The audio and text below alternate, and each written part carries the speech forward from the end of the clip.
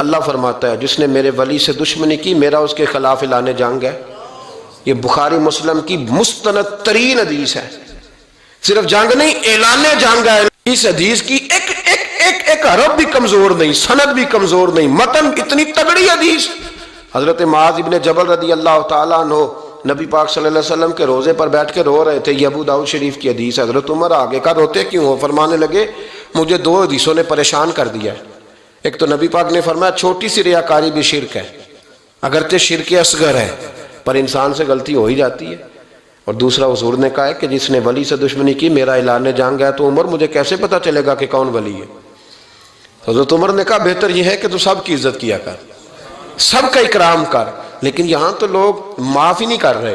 غوث پاک پر بھی فتویٰ ہے، داتا علی اجویری پر بھی فتویٰ ہے، خواجہ معین الدین، پتہ نہیں یہ کون سا دین ہے، کون سا مذہب ہے جس میں پچھلا کوئی بھی ٹھیک نہیں تھا، جو آج پیدا ہوا صرف وہ ٹھیک ہے۔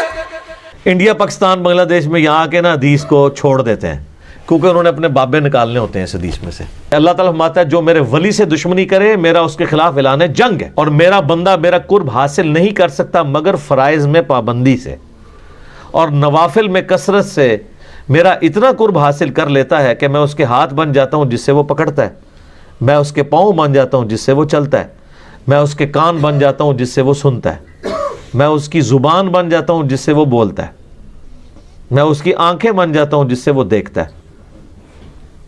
بس انڈیا پاکستان بنگلہ دیش میں یہاں کے نا حدیث کو چھوڑ دیتے ہیں کیونکہ انہوں نے اپنے بابے نکالنے ہوتے ہیں اس حدیث میں سے۔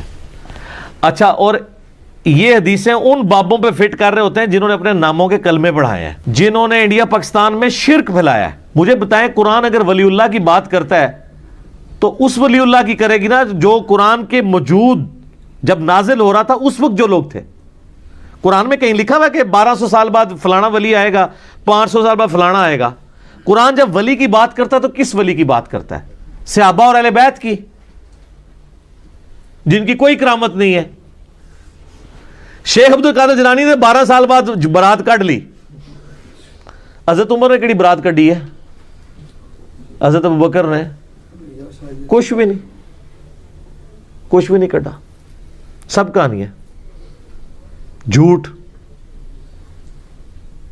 تو یہ میں آپ کو فرق بتا رہا ہوں۔ اللہ تعالیٰ فرماتا ہے کہ جو کوئی دشمنی کرے گا اللہ کے ساتھ، اس کے فرشتوں کے ساتھ، جبرائیل کے ساتھ، میکائیل کے ساتھ، تو اللہ تعالیٰ ایسے کافروں کا دشمن ہے۔ اور آج بھی جو صحیح اولیاء اللہ سے دشمنی کرے گا اللہ کی ان کے ساتھ دشمنی ہے، یہ ذہن میں رکھیے گا۔ اور صحیح اولیاء اللہ وہ ہوں گے جو اللہ کی عبادت کروائیں گے، اپنی عبادت نہیں۔ آپ مجھے بتائیں، ویسے کو عام بندہ کوئی چھوٹی سی بات کر دے تو لوگ کیا کہتے ہیں؟ جی کتنا متکبر ہے، جی میں کرتا ہے، کہتے ہیں نا۔ تو یہ جو بابا کہتا ہے آپ کو کہ جو میرا مرید ہو گیا میں جنت میں نہیں جاؤں گا اس وقت تک جب تک کہ آپ کو ساتھ نہ لے جاؤں، اس کی میں نہیں آپ کو نظر آتی؟ ادھر کہتے ہیں سبحان اللہ، اتنی بڑی میں کے اوپر سبحان اللہ۔ اللہ کہنا چاہیے لعنت اللہ علی الکاذبین، ایسے جھوٹے پہ اللہ کی لعنت ہو جو یہ دعویٰ کر رہا ہے۔ تمام ولیوں کی گردن پہ میرا پاؤں ہے، اتنا متکبر شخص۔ کیا ابو بکر نے کبھی کہا ہے کہ ساری امت کی گردن پہ میرا پاؤں ہے؟ آپ کا بابا کہتا ہے، آپ کہتے ہیں سبحان اللہ۔ تو لعنت ہے پھر ایسے عقیدے کے اوپر جو ایسے متکبرین کو اولیاء اللہ سمجھتے ہیں۔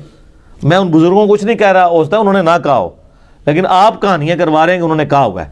تو آپ ذرا تھنک آؤٹ آف باکس کریں جو اتنا متکبر ہو۔